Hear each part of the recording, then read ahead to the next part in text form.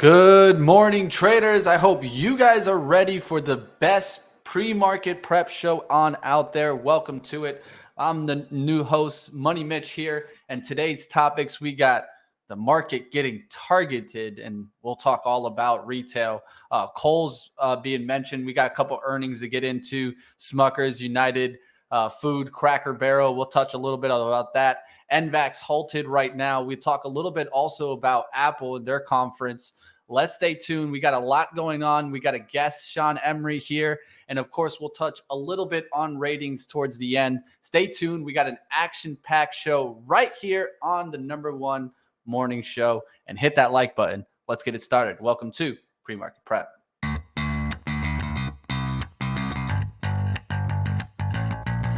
Coming to you live from downtown Detroit, this is Benzinga's Pre-Market Prep. With your host, Joel Elconin. This is a volatile puppy here, isn't it? And Dennis Dick. I'm bidding a penny. I will buy the stock for a penny. With everything you need to start your trading day.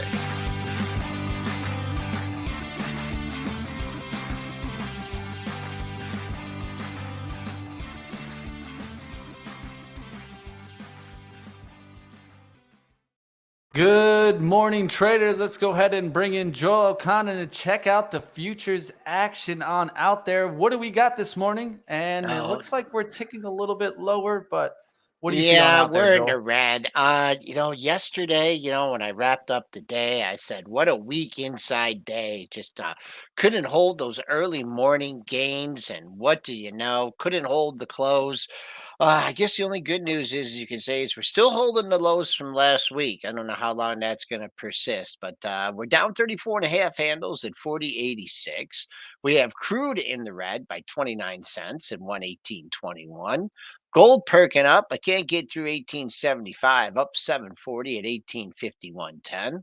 Silver in the red by just a couple pennies, 22.06. Bitcoin, man, cannot hold 31 and a half, 32, back under 30, down 2K at 29, 435.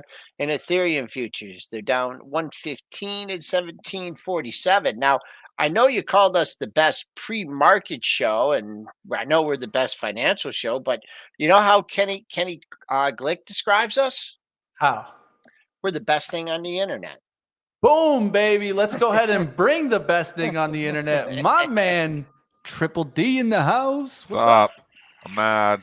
You're mad? Depressed. Yeah, What? Oilers You mad, are Dennis? out. The They got Oilers are swept. out. They got swept. They got swept. They In were a up bad 3. way. They were up 3-1 in the third, then 4-2 in the third, and then Mike Smith happened. Hey, you goalie can't just deal was with not good Colorado, enough. man. I'm sorry, dude. Colorado, You can't deal with yeah, I know. You gotta be Colorado, pretty happy baby. about that. Colorado is going to win the cup. That team is awesome. They've been suffering for a while, though, too. 21 years since they've been to the finals, so it's been a while. so- And as long as the Oilers were in the finals since then, because we made it to the finals. We lost Game 7 to Carolina there 17 years ago. But, I mean, only one team can win, right? I keep saying this about sports. It's like 3% of people go home happy, 97% of people go upset. Because if you think 30 teams in the average league, there's about, throughout your lifetime, you figure you live 80 years, you might see 1 or 2 championships, unless you're the Yankees or the Red Sox or, the teams that just seem Or to Miami find a way Heat, to always be there. But it's tough, man. Sports are tough. Sometimes I got something for you, life would be Dennis. easier if you didn't like sports. I heard the Oilers and Target have something in common this morning. They're bringing down their sales, baby. You can get some sales today, baby. Well, you can go get a jersey on the low today. Let's talk a little bit about what happened here in Target. The market getting targeted once again here. So Target releasing news this morning, and they were out on CNBC this morning. So we got comments also from the CEO also. So here we guys have Target comments. Let me pull them up here. So Target said that it would be a short-term hit right now on their profits as it cancels orders and markdowns for unwanted merchandise. The CEO, Brian Cornell, said that the big box retailer wants to clear room for the merchandise, including groceries and back-to-school supplies. Target anticipates its operating margin for the second quarter to be around 2%. And he said that we thought it was prudent for us to be decisive, act quickly, get out in front of this and address and optimize our inventory in the second quarter. Take those actions necessary to remove the excess inventory and set ourselves up to continue to be a guest relevant with our assortment. So move here by Target and definitely taking the slacking. I mean, deja vu. Joel, 1, 2, 3, 4, Month. 5, 6, 7, 8, 9, 10, 11, 12 days, 12 trading days after they just warned. They warned again. I don't remember that happening ever.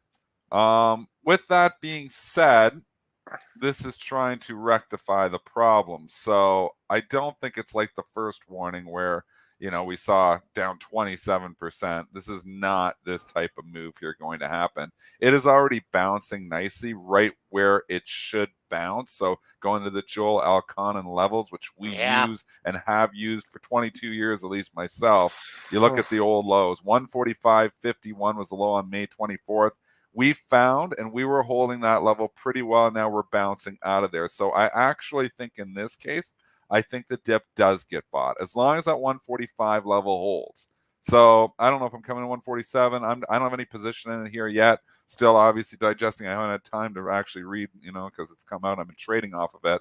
But I think that level could hold. So 145, it would not surprise me if they actually come in and buy the dip on this one.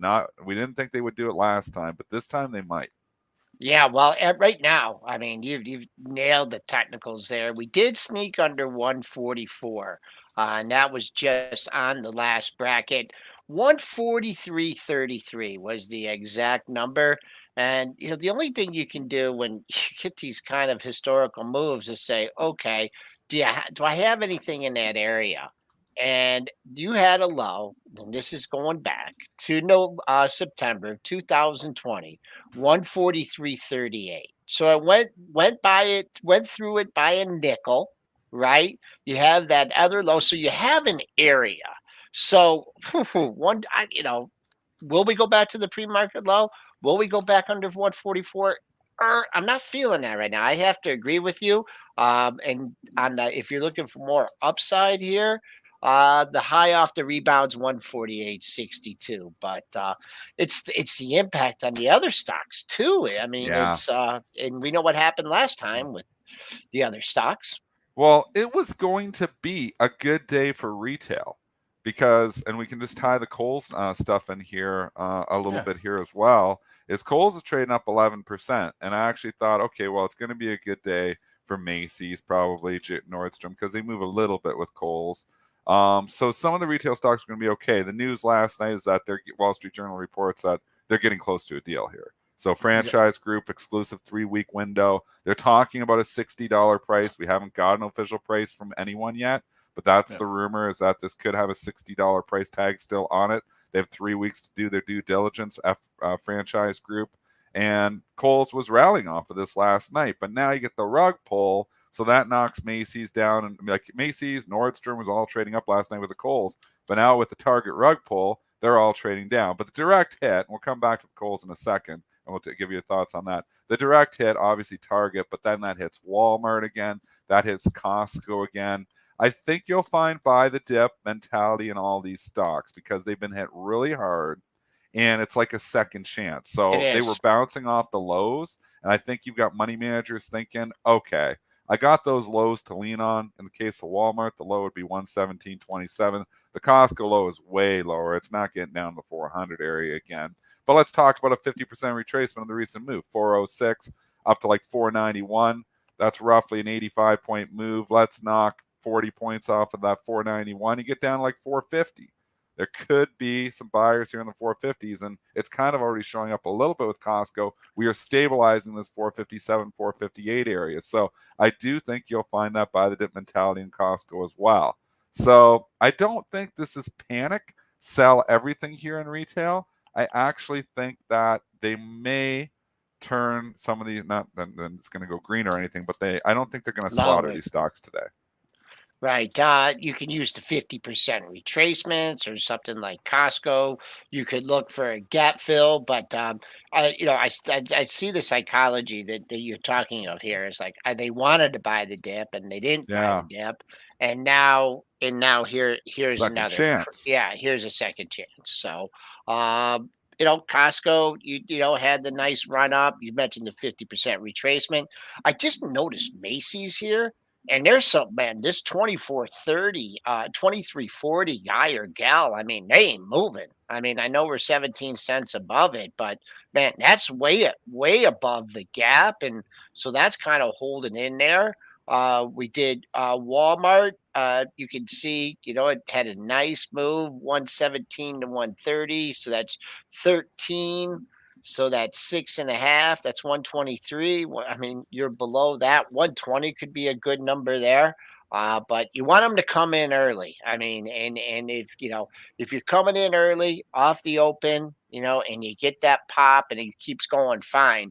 But if you come in off the open and you go up like 50 cents in these stocks and then you come back down through the open, you just got to get the hell out of the way. You got to lean on the levels. So Yep. target, the level you're leaning on is at 145.51 low. It starts taking out 145, going 144, 143. It's like, okay, I'm wrong. I'll admit I'm wrong. I'm going to take my losses. That's all trading is risk reward. We keep saying it. And this is what, too many newer traders look at how much money they can make and don't start the trade with how much money they can lose. I start the trade with the risk and then build the return from there, especially when I'm swing trading or even long-term investing. You've got to look at, what am I willing to lose on this, and then build it from there. But if you just come in thinking, oh, I'm going to make some money here, I'm just going to buy, and you don't have a plan. You've got to have a plan for when the trade goes bad, because nobody is perfect. Everybody is going to make bad trades. It is going to happen. You have to admit when you're wrong and have the discipline to take those losers. Let's go back to Kohl's, though, Mitch. We're talking retail here right now. I had a feeling here, because obviously where there's this much smoke, I almost feel like there has to be some fire. We've been hearing about this Kohl's forever. It's come down to a reasonable valuation, and then you got the wild card of the potential, takeover here. So I actually added to my Kohl's position yesterday morning. I tweeted it out yesterday morning. Yeah, I tweeted out yesterday morning. I bought more Kohl's in my long-term account. That's what I tweeted around 10 a.m. yesterday. I said, I think a deal gets done, but even if it doesn't, there's decent value here. So I was like looking at it. I'm like, if they pull this rug out from under this, there might be $3-4 of upside, but you got to look at what Macy's has done. You've got to look at, what Nordstrom's have done. Those stocks have bounced back significantly here, and Kohl's hasn't. And obviously Kohl's was the first to kind of report a little bit of disappointment on their earnings. But the wild card here is Macy's, Kohl's, Nordstrom's are all similar businesses here. And Kohl's has that wild card. We've been talking about people or companies being interested in buying this. So I don't mind it at the 41 valuation with a 4.8% dividend. And I like the idea that maybe, you're going to get a 55 or a 60 takeout. So here's the story. We kind of just talked about it briefly. Is that did come out last night, Wall Street Journal, saying that they are in exclusive talks to be acquired by the franchise group. There's a 3-week negotiation window. They're talking about an $8 billion valuation, which would be up at $60. That could happen. The question is, they pull the rug now. Now, it's hard to come in and buy it up $5 because we've seen the rug pulled on this so many times. Like, I like the setup yesterday when it's sitting around 40, 41. Now it's 46. So you're like, okay, I just bought stock. I'm up already. It actually went up from where I bought it, and you got a 50-cent dividend overnight. It went ex-dividend, actually. Nice. So, which is a little bonus there, another 1%. But I'm up like 14% on the shares I bought yesterday morning that I tweeted about. Bad. So you kind of think bird in the hand. Do you sell? Like, I had a few shares coming. I had bought it at 47, which was way too early.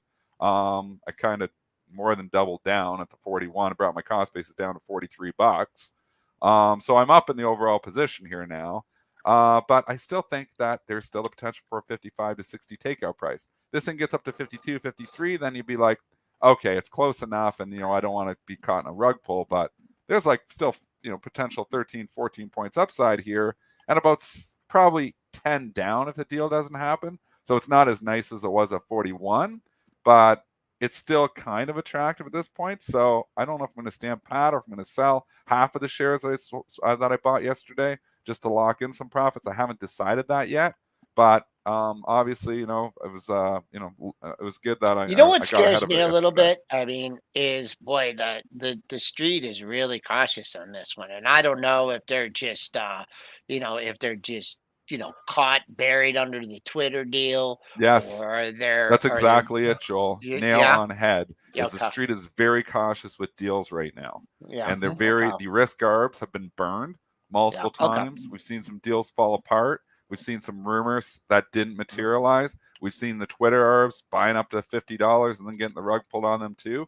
The risk okay, arbs are cautious right now, and it's giving you opportunities. yep, The okay, opportunities is yesterday or any time when Kohl's was below $40, because or that New York Post when it fell down to $37 on that New York Post article that they were going to abandon basically the auction process here. The reason they were abandoning it was because they had two winners, two people who were willing to pay for it. But I think you're right, Joel. I'm sorry to interrupt you. I just no, wanted that's to okay, just to give you that props, because I think you're right. I think the risk arbs are very cautious on deals right now, and they're looking at this and saying, well, it's still just a rumor. And if the due diligence doesn't work out, then they're going to pull the rug out and this thing's going to be under $40. But the big difference between Kohl's and what I see in Twitter is that you got a dividend, you've got valuation. I don't think like you can say, oh, if we're going to a recession, all these things are going to suffer. And that's absolutely true. But the reason that I was buying Kohl's yesterday was that I've seen the move in Macy's. I've seen the move in Nordstrom. I don't think it's as bad in apparel retail as, Target maybe makes us to believe. Obviously, Target sells a lot of things, other things as well. So I was just feeling comfortable at that valuation to be long Kohl's, even if the deal does get pulled. I mean, if the Twitter deal gets pulled, the stock's probably under $25. Yeah. If the Kohl's deal gets pulled at 41, I saw going down maybe $4 or $5. So the risk reward set up better there. So always set it up 100%. risk reward. Twitter, it's 15 up, 15 down. That's why the risk arb's got a coin flip. But when a Kohl's is 41, 5 down, 18 up, I like that risk reward. As it goes higher, it gets up to 48, 49. Now it starts to get more even money, and that's maybe where you want to take some profits. and I think Yeah. what also just before we move on is just the market environment, the arbs, and just also the market environment right now. Right, just with the trepidation over the CPI. I mean, it's just we're not in Kansas anymore, as Carmen would say. So I think that's another reason. If you're trading this on a pure technical basis, you don't know what the news is going to come out. You have leaked $2 off that spike, 48.44. There's a couple. Is there? Oh, I like that. I like when my pre-market high coincides with the daily high. So, if you are looking for follow through, be mentioned again in other media outlets, just be aware that pre-market high, that's right there with a pair of highs from the mid May. Of course, it's a deal. So when there's a deal, there's a deal. And technicals are not as important as fundamentals, but just keep an eye on that 48.5 for me. All So right, now we'll let's get go back ahead. on the topics. I got you. There's nothing wrong. We touched the Richie's major got that topics. fishing pole. He's like, Yeah, Bring I us mean, in. I got no Bring us in. problem. That You was guys your gave retail great rant. information there. I mean, there was great information there. And also, one thing that I would point out on that Kohl's move is if you look at it today, it already pulled back to that 61.8 fib. The 50% retracement is around 45.36. So I'll be looking for around that level to see if we get some holding up towards the bell. Let's go ahead. Let's move forward. Let's talk. Let's just transition. You guys already touched it a little bit about Twitter. So did you guys see the Texas Attorney General Ken Paxton launching Twitter bot probe after Musk's public complaints? He said investigating Twitter for possible deceptive practices when it comes to bots. I know Joel's shaking in his pants over here. Paxton probe follows. Bots, and there's a few. Yeah, the probe follows to do his due diligence here. Elon complaining yesterday and about fake spam bots and that he's not getting the data from Twitter that they should be giving him. What are you guys thinking? I'm thinking, doesn't this Texas Attorney General have anything else to do? Right? I mean, yeah. I mean, let's come be on. honest. But yeah. Oh yeah. Oh, don't. Yeah. Wow. That's a point. first priority here. I mean, come on, give me a break. Yeah, and you know how I take on the Twitter bots. And just for clarification, yesterday, I didn't say that women aren't good traders. Okay, I just said that the people that are contacting me that are women, may be fake. So I just wanted to get that clarified. Yeah, Twitter, the Yeah, we yeah. never Rumble. took it that way. You're Don't just worry, saying man. like Okay. this is something they do. They make these fake accounts. They put a pretty girl there and they try to like Yeah, like they do this a lot in the NFT world, so don't worry. Yeah, at it's least you don't have to everywhere. deal with It's that, Joel. everywhere. Social I don't know what media. you do with this Twitter. I mean, it's such a, you're subject to with the muskness and now this. I The mean, muskness. That's a verb. yeah, A new verb you just created right now. The muskness. I really, The I, muskness. Here, He's getting it's musky. Joel. It's 15 up, 15 down. yeah. That's what it is. I mean, if it goes to courts and they make them swallow it at 54-20, you got 15 points up.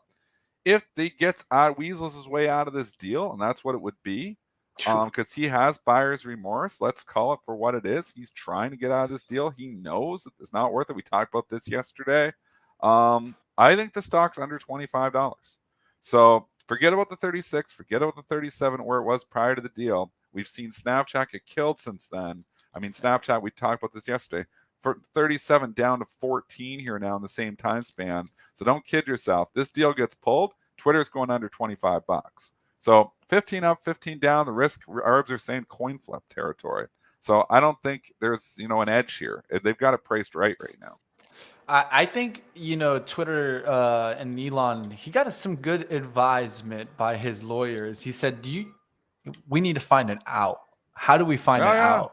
We There's a can lower find an price. out if they're being deceptive in their practice of reporting subscriptions, right? I mean, if that's what comes out here, I mean, Yeah. who knows? That might be itself the reason why Elon is able to see the door, right?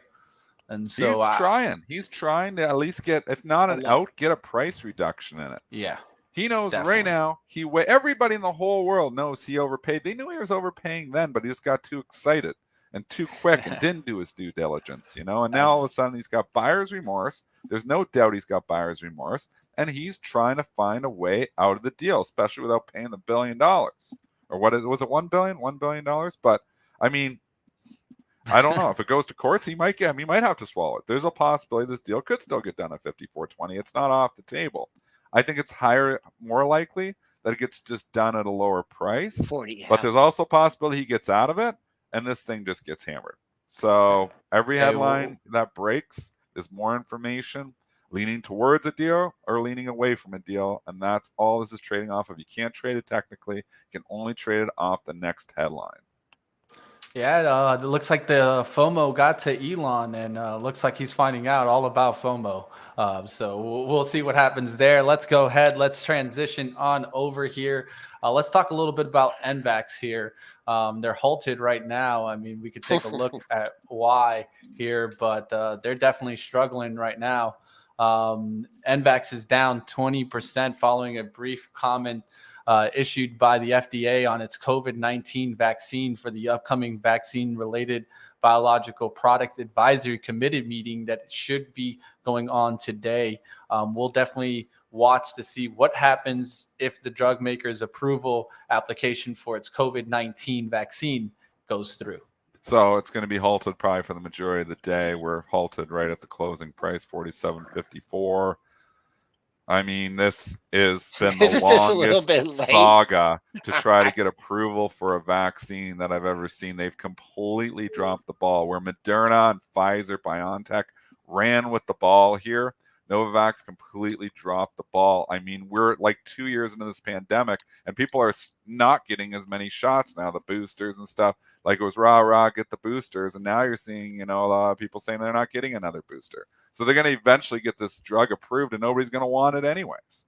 So I think there's way better places for your money. I think if it does get approved, it gets a pop. I think that pop is to be sold. If it obviously doesn't get approved, it's going to drop again. But the dreams of this going back to $331 are long gone. Even if this gets approved, I just don't think the demand is going to be there for it. They needed this drug approved a year and a half ago when Moderna got approved. I mean, here Moderna, which has, obviously, you've got flu vaccines, they've got some other stuff they're working on here, has come off significantly from the highs. So I have no idea why Novavax holds up as well as it does, considering that Moderna hasn't even held up and they didn't drop the ball at all. So I'd much rather own Moderna than Novavax, but I don't know if I want to own any of them because I just think that people aren't going to be getting as many COVID shots in the future.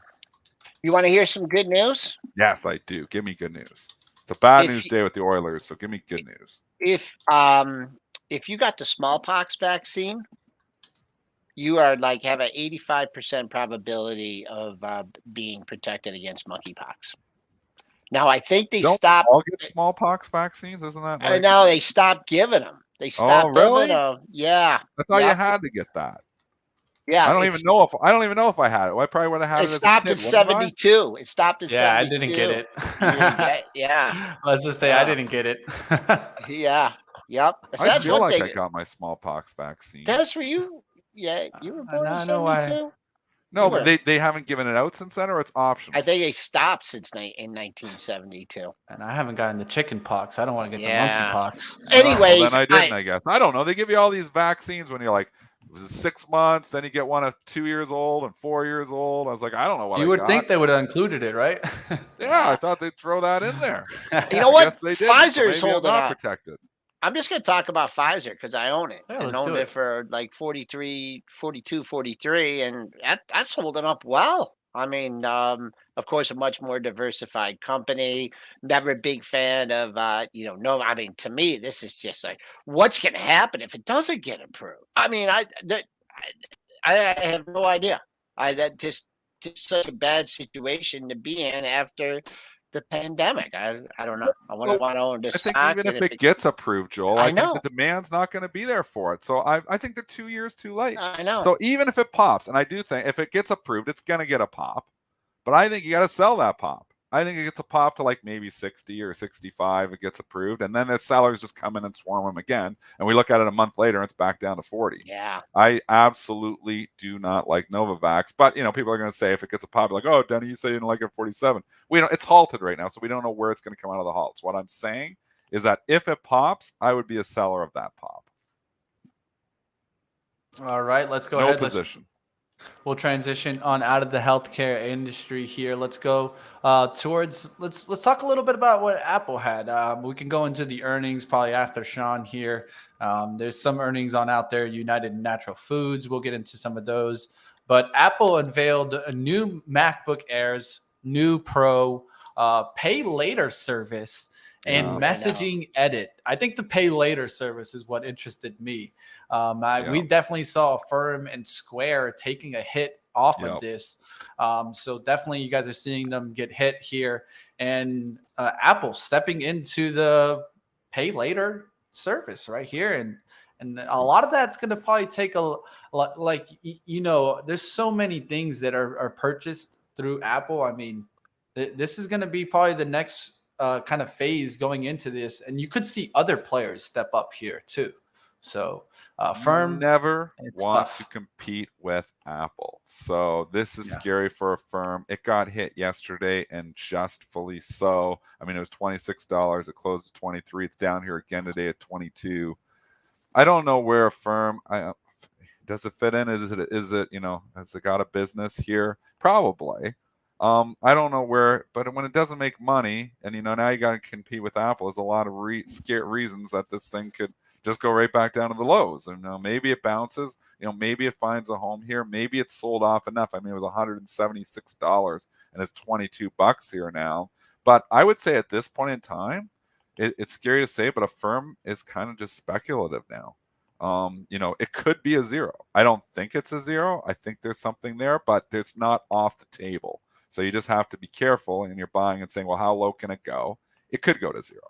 I don't think that's the case. People are going to have 3 tweets on me right now saying you're an idiot, Dennis. There's no way Affirm zero. I'm saying the possibility is there. Apple is not going to zero. I know that.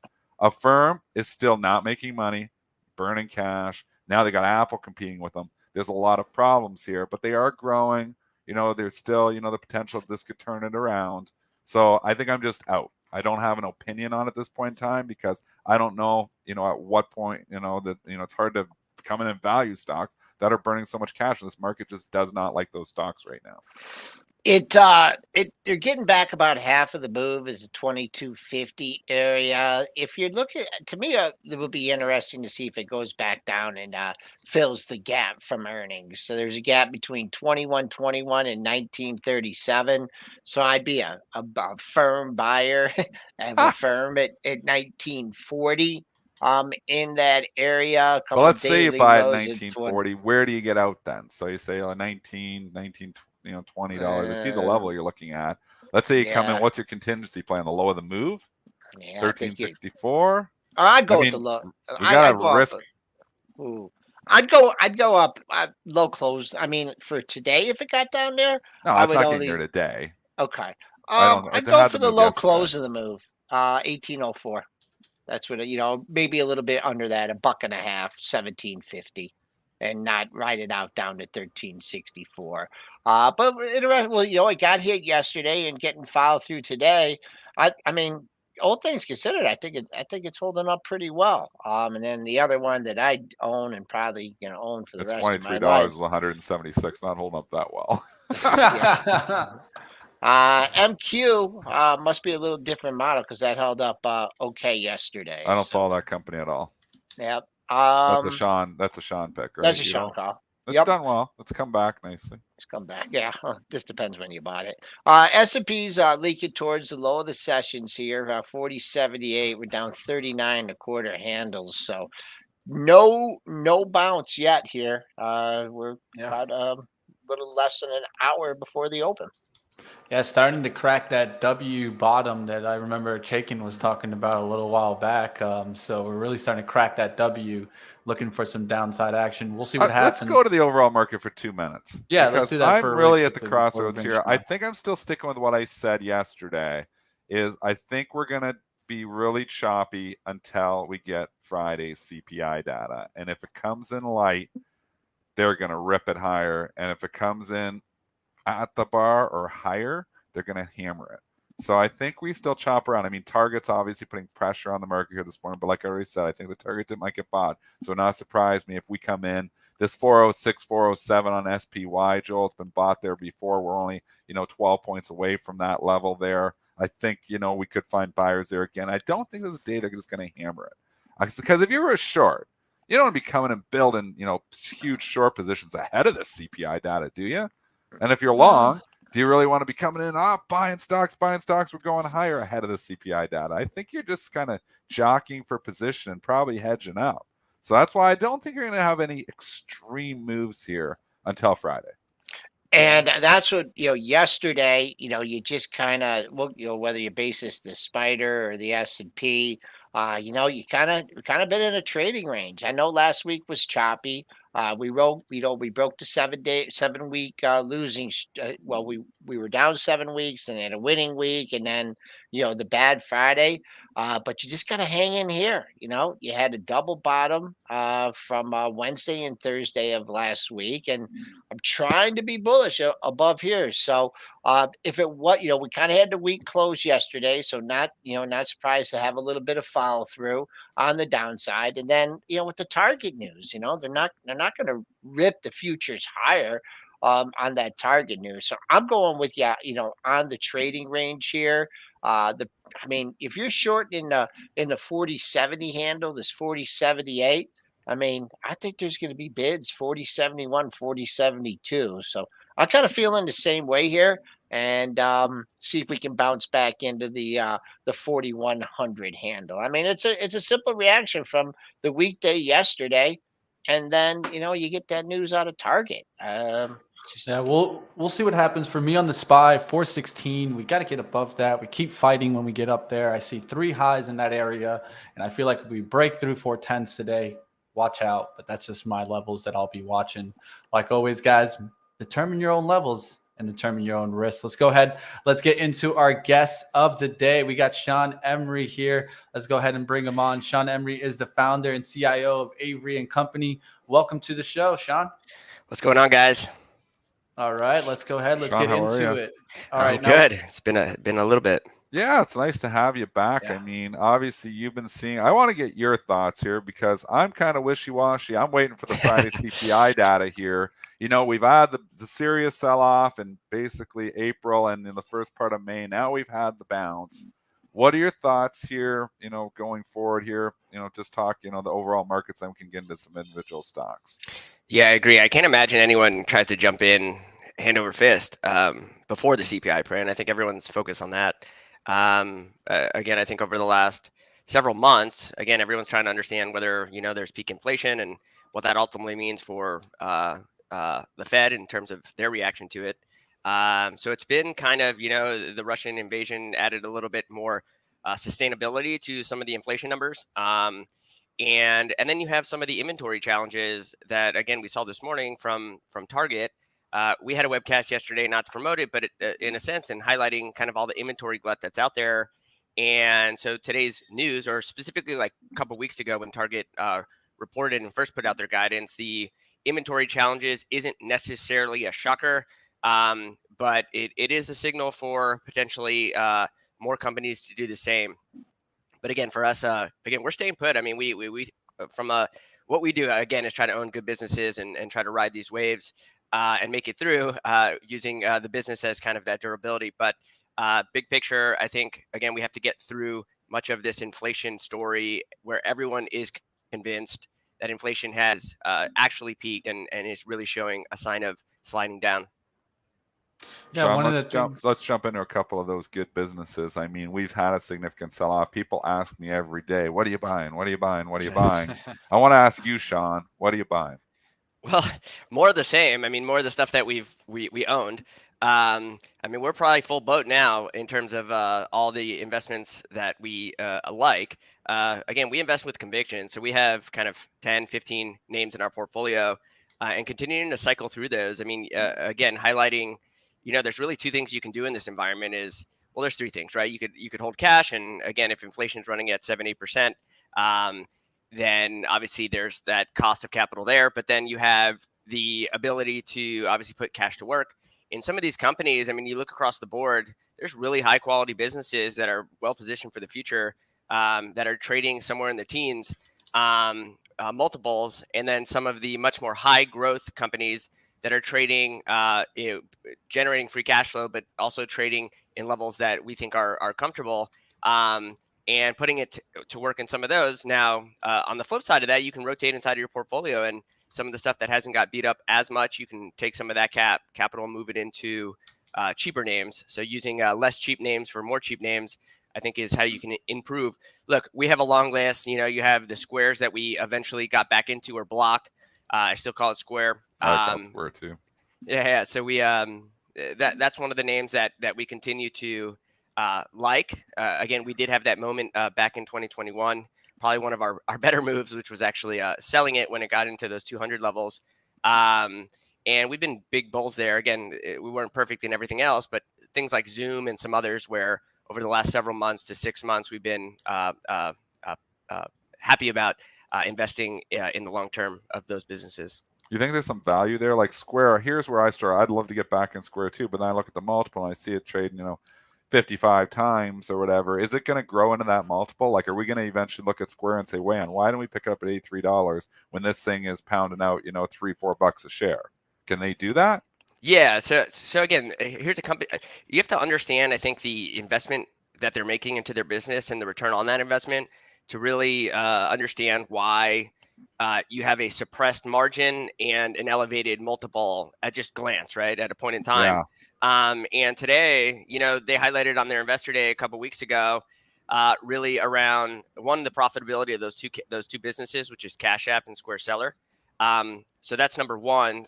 Square Seller has like a 33% margin on a standalone basis. Cash App right now is running 6 to 10% margins on a standalone basis. The bigger story there is the return on their ad spend to drive obviously new revenue into the business. Is Cash App is generating 6x the returns in 3 years on every dollar they put into that ecosystem, and Square Seller is about half of that. They return their dollar back in less than a year. So again, it's super important, I think, to think about that. So as they suppress margins to continue to grow their business, ensuring that that business is putting that capital to work in an efficient way. And those are the metrics I think that signal that they're doing so. There's Afterpay and some of the other adjacent ecosystems that they have now that I think help them well or position them well for the future. So let's talk Apple a little bit here. They had their forum, and it's just kind of we were looking at the chart yesterday, and maybe this is part of the reason the market didn't have the follow through. It just looks kind of tired. Let's talk about their announcements yesterday, and what did you find most interesting? Yeah, so we're not investors in Apple, but we're big believers in Apple. We were for, I mean, I think everybody that's ever invested has probably invested in Apple at one point in their lives. And I guess yesterday, the developer conference, it's an important day, right? You get to understand kind of the future. Obviously, they control operating systems, right? So anything they say is pretty important. And they really had two different announcements. They had a lot of announcements, but I think one is like the coolest announcement, I guess, that they had. And then one is probably the most meaningful. And the coolest, I'd say, was their functionality around a webcam, a wireless webcam. They called it, I think, continuity camera, which is really just using your iPhone as a camera, but again, wireless. It also had a desk view type of functionality where you could actually see what's happening on your desk at the same time. So think of, you go on Instagram and you watch all those people cooking food, and they have like a camera on the ceiling and a camera in front of them and all these different cameras that are at work. And they're trying to make that experience a little bit more seamless. So it was a cool function. It's funny because it seems like it's a little late, right? I mean, we're 3 years, 2.5 years removed from kind of like the peak of webcams. And the second one was CarPlay, Apple CarPlay. I think everyone's been trying to understand what the move for Apple is in the car. And again, from a software perspective, what they're doing is bringing CarPlay to touch most of the displays in a car. So think of your speedometer, and some of the other cool tools. And if you actually looked at the UI, the user experience or user interface that they highlighted yesterday, I mean, it's definitely much better than kind of the car that I drive today. And you can just see how that could ripple across different car ecosystems and become a operating system. So I think that's the play. I guess from the hardware side, everyone's still kind of sitting on their toes or standing on their toes, trying to figure out, are they going to move directly as a competitor to car companies as opposed to just an operating system? So those are really the two plays. Okay. It wasn't a real great earnings season. I guess it was kind of mixed, but you're interested in Zoom here and the strength in the enterprise. Now it had the earnings pop. It's kind of just holding in here. Do you think you think you've seen a long-term bottom here in Zoom? And what did you like about the report? Yeah. Right. So the big picture on Zoom is they have to grow their product portfolio. We know Zoom Meetings. That was the initial land. Everybody landed on it, free or paid. And big picture, they have to expand that product portfolio to be a durable, sustainable business. The more products they land into customers, I think the stickier that product becomes, the easier it is to sell into an existing business. That's the important part about the future of Zoom. In addition, moving into bigger businesses, so enterprises. So those were the two key takeaways. I think this earnings call was really around their ability to land enterprise customers. Enterprise revenue was up 33%. 3,000 customers are now spending $100,000 over the last 12 months.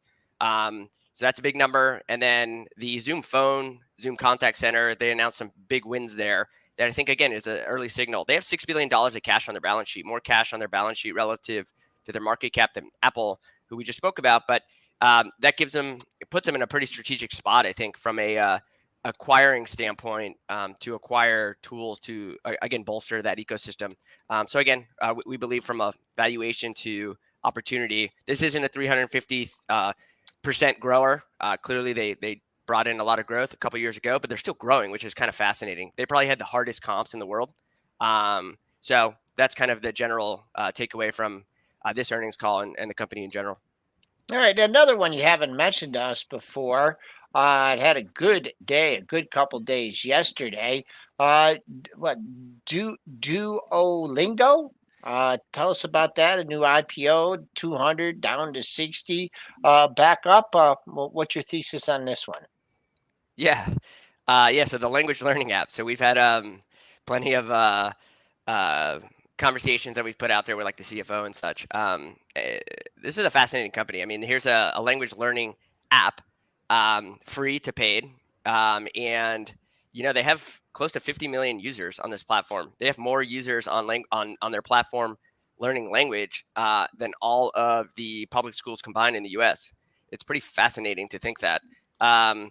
This is a company, when you think of consumer apps, usually there's a high spend on marketing to acquire customers.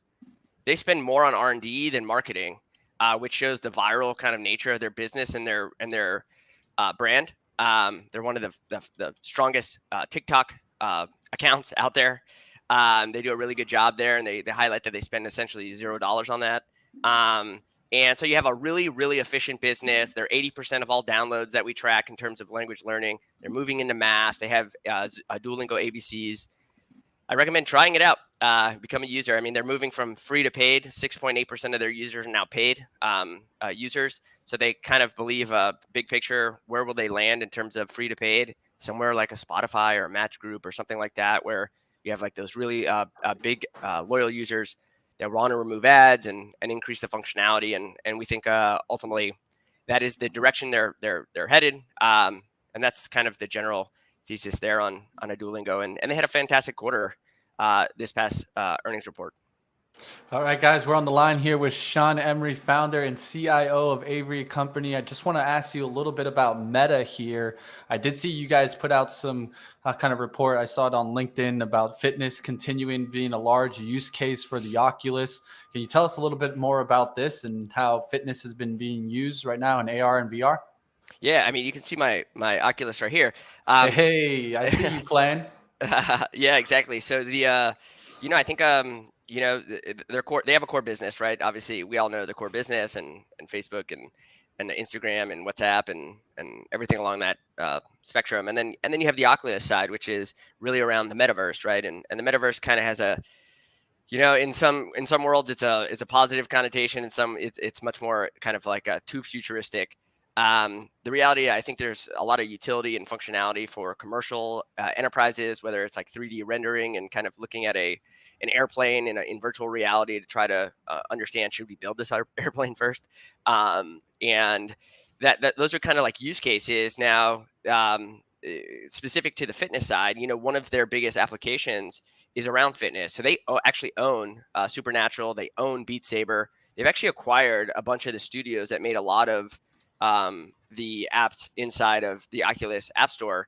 And recently, or yesterday, we basically got news that the Oculus Fitness data will stream into the Oculus app, but also the Apple Health Fitness app, so that users can start to track. I've actually used Supernatural on Oculus. Big picture, look, these devices are going to shrink over time. That's just inevitable.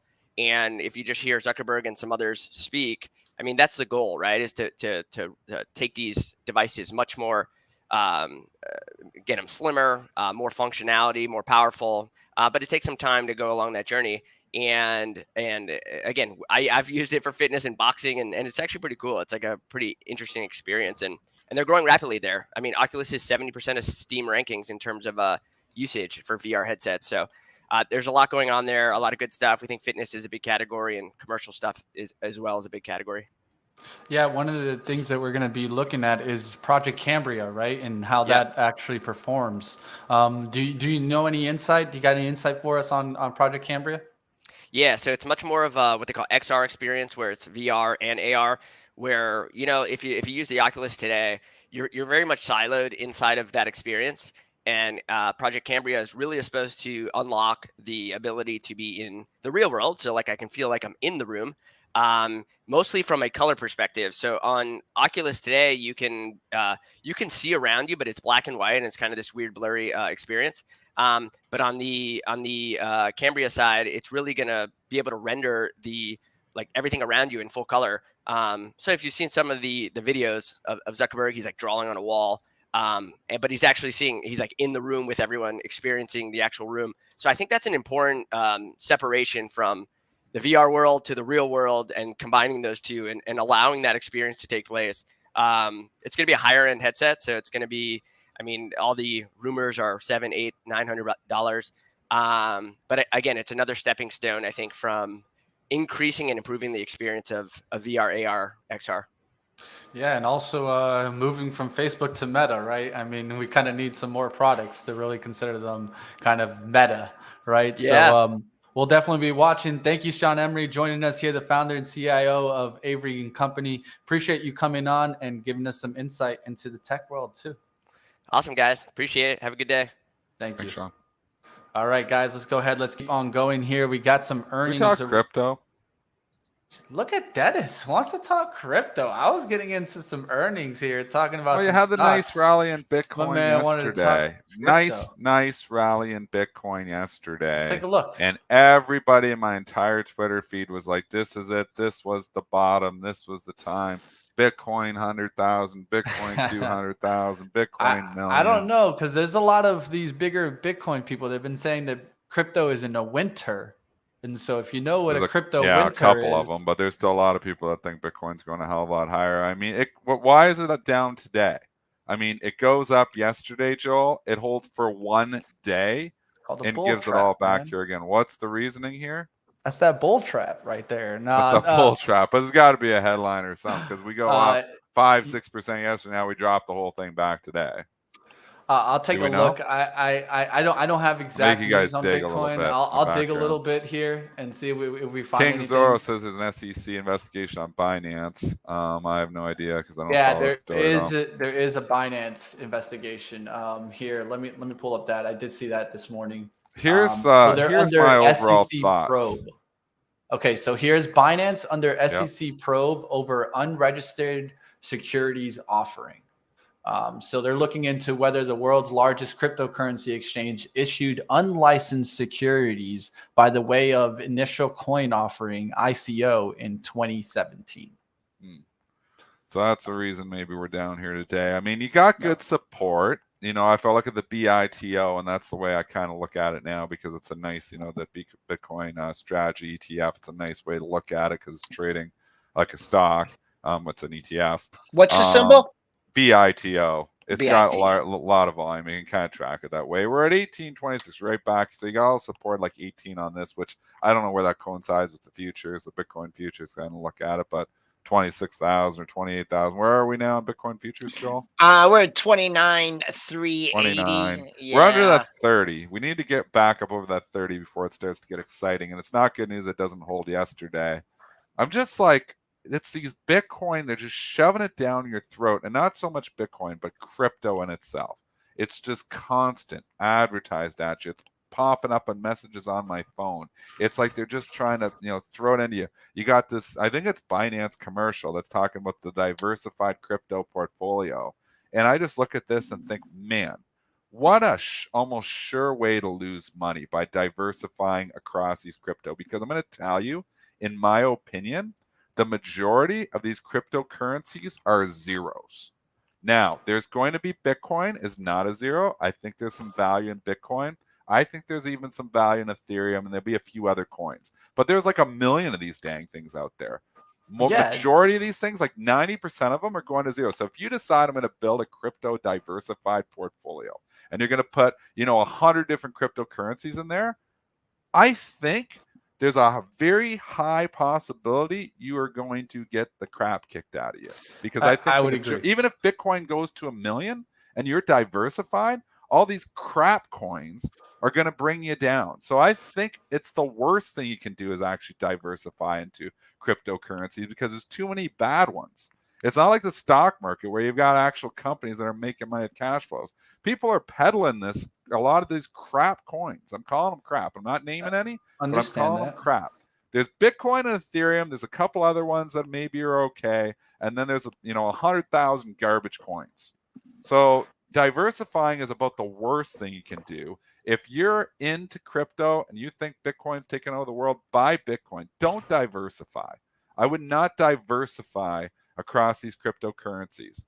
So, because I think that is almost a sure way to lose money. It's just my opinion. But I think if you build a diversified crypto portfolio with 100 different cryptocurrencies in it, I think in like 90% of these are going to go down to basically nothing on you. And then you're going to be like, wow, Bitcoin went to, 100,000 or 200,000. I'm still losing money. So I think if you're into crypto, buy the Bitcoin, buy the Ethereum maybe, or buy some, other main one. But diversifying in crypto, I think, is not a good strategy. So I completely disagree with that commercial. I'll say a little bit on both sides there. I think a lot of cryptocurrency had to come with timing, right? And then, so if you're in the timing of the bubble, then of course, yeah, you're going to get caught. You can buy, you're going to get destroyed. But if you wait for the moments that crypto has had, where it's had the 4-year waves, where it's actually gone into a crypto winter, I think that those are the moments when you should have been investing into these names, and then diversifying could have helped you. Now, I do agree in certain times when you're in a bubble, it's just like in specs. You can't buy them all, right? You can't buy them all because buy them all. Exactly. That would have destroyed you, but you could have gone picking. And I think this is when I think you need to try to stick to the top kind of coins, right? The top maybe 5 or the top 3. If there's diversification in between those, I think you have a great portfolio right now if you did the right timing. So I would say it's all about timing, a lot of it with investing, because if you invested in Bitcoin at 60,000, it's completely different than you invested in early 2020 and it was at 10,000 or 9,000. And so you'd still be up over 100%, right? But this isn't a Bitcoin conversation. This is a diversified crypto portfolio conversation, because I have a little bit of Bitcoin just in case it does go a little small piece. It's 0.02%. But when did you go into it? When it was on its way up, right? Not on its way down. Yeah, that's true. And so that's what I would say. It's your timing into it that it. But if you time your way into all these other cryptocurrencies and 90% of them are zeros, I mean, you could say the same thing with the internet bubble. You could have built a diversified portfolio in 2001 of all these tech darlings, a la Cathie Wood type deal, and you got the Amazon. But the problem was you got 90 pets.coms with it too, and your portfolio went to shit. So that's why I'm not so much. This isn't a trash of Bitcoin here. This is a trash of that commercial that is pounded by CNBC every single day. That build a diversified cryptocurrency is kind of like the key to success, and I think it's the key to failure. So I'm completely. It's just my opinion. I have no crystal ball. I have no way. Maybe all of these coins are going to $1 million. But I think there's a high probability that the majority of these cryptocurrencies are not going to $1 million, and they're going significantly lower. So if you diversify and the majority of them go down, you lose. I think diversification in crypto is a path to losing money. Just you know what I think's making money in crypto now? What? ARBs. Yeah. Oh, they're killing it. 100%. That's what figuring it out. That's what's making the money right here. Yep.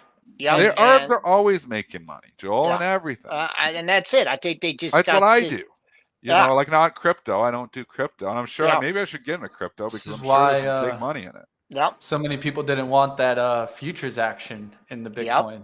You're studying the relationships. I look at the open interest is very steady on the CME.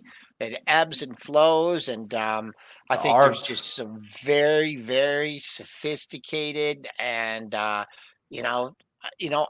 and they're just arbing it out. And when people get 32 grand, and they're just scalping out of it, maybe the different exchanges using their futures positions, and maybe even doing them against other currencies too. I mean, and so if I was going to get into it, that's who's going to make money in it. And going forward, the people who are really making money in it, Joel, the people who are creating these coins and then peddling them out. Yeah. Like people come out and they, the Dogecoin was created out of a joke, and that person probably got rich off of it, and he wasn't even trying to. So this is, like they created from nothing, created from nothingness, obviously a little bit of work, so maybe some labor and that, and then they peddle it out there and they try to sell it, and people buy it and they drive in and they believe, they want to believe, and, and I think they get caught. I think it's a mistake. I really think diversification in crypto is a mistake. I've never said this before. That's why I'm really trying to pound it in, but I see this freaking commercial every day to build your diversified crypto commercial that is being obviously peddled by CNBC. And I think it's the path to ruin. It's just my opinion. I think they're dead wrong. I think you have to be right on time, and when it comes to crypto, you can time these things all you want, Mitch. I think it's nothing to do with timing. Like if you pick 100 cryptocurrencies, do you think there's 100 that are going to 1 million? I wouldn't say 100. How many cryptocurrencies do you think are going? So many. There's so many created out like 17,000. And maybe 20 or 10 of them, at least from the major ones, survive. I do agree. Some of them will go to zero. Timing doesn't matter. Diversification just loses. Diversification in a large sense. I think if you diversify in the top names, okay. All right, guys, I'm gonna let you guys finish it up. We'll battle it out. No, I think we're on the same page. It's a good argument. And I think we're on the same page. I think if you diversify a little Ethereum, a little Bitcoin, maybe there's a Cardano or something. I don't know any of the other ones besides Ethereum and crypto. I know. So Joe, what do you got today for us? I'm just going to say, hey, we got our levels on the downside here. The parallels from last week, that's must hold. If we're going to do the trading range, we're going to hold 40.71. If not, look out Loretta on the upside. Let's see if the Bulls can get it back at 4,100. I'm going to hop. We didn't get to cover many tickers here. We had a lot of subjects to cover. Yeah. So I'm going to go over to Pre-Market Prep Plus, and I'm going to cover all the tickers we missed, and I'll check in with you guys later on. We'll see. That's at premarketprep.com. Definitely go check it out. Joe will cover some tickers. Mitch, I'm on board with you. I think maybe you just go after the big ones. Even Pump, who's the biggest Bitcoin pumper. Yeah. I think he would agree with me on this. He says buy Bitcoin. His 96. He doesn't have a diversified crypto portfolio. He got 96% of his net worth, he said, in Bitcoin. Jeremy Newsom. 78 or Ethereum's the one for me. Ethereum's the top one. I know Bitcoin is used, but when you talk to people that are really deep into crypto, you hear about the gas fees that Bitcoin has, and that's even worse than Ethereum. So I think there's three that I like. I like Bitcoin, Ethereum, and Solana. Why Solana? Because you keep seeing so many games come out from that, and the gaming side itself, I think, keeps the coin alive. And so I think you really need to know what you're getting into when you're getting into crypto. It's like buying IPOs. You get the wrong company, and it could very easily go to zero. So I do agree with you there, Dennis. And I do agree diversification in a big basket in crypto is probably more leaning towards the failure side, because a lot of these do have the potential to go to zero. I think some of these will survive. So you got to find the right mix. So I feel like you have an argument there, but I also feel like having no exposure to crypto is also not a beneficial factor, because we've seen the returns that this has had in just, let's say, the last 10 years of Bitcoin. So who knows? It might be kind of an outlook in the future that it's looked upon like the market, where it's better to just get some exposure and keep adding to that exposure, but we'll see. No one really knows. All right, Dennis, we'll see you. And sorry about the Oilers, man. Colorado. I'm a little bit cranky because of that today. So it is what it is. It was a decent season, but only one team can win. So hey, only one team can win. Yeah. They'll be back next year. They look like they battled. Looks like they need a little bit stronger bench. That's what I would say. They need a goalie too. Need a goalie. Need a bottom six and need a goalie. That's my Oiler talk. Everyone have a great day. Sorry if you want to use cryptocurrencies and I just bashed them, but I still have a little bit of Bitcoin, and I got my kids got a little bit of Ethereum. Those are the two I'm in, but I'm very small. Okay. Hey, we'll see what happens. Like always, guys, we're going to give you guys the transparent opinions, honest, on the #1 morning show on out there. So do me the favor, guys. We got over 1,500 people here. Hit the like button if you guys appreciated today's topics and comments. We brought on a guest. We talked a lot, and we're going to get into some earnings. I'll get into it on live trading. If you guys want to go on over to live trading, that's up next with Ryan Zunaid and I. We'll go get into some of these earnings. We'll get into some of the ratings. We'll talk some Peloton. I hope that you guys enjoyed today's show. So show us that like with, of course, smashing that like button down below. And if you're not subscribed, what are you waiting for? Right here on Benzinga. And don't forget, guys, you guys can check out the Pre-Market Prep site. All you got to do is go to benzinga/premarketprep, and you guys can find the video and also find some great morning information to get your trade ideas started right here with Benzinga. We'll see you next time right here, guys. Smash the like. Give us some love. and we'll see you right here on Pre-Market Prep.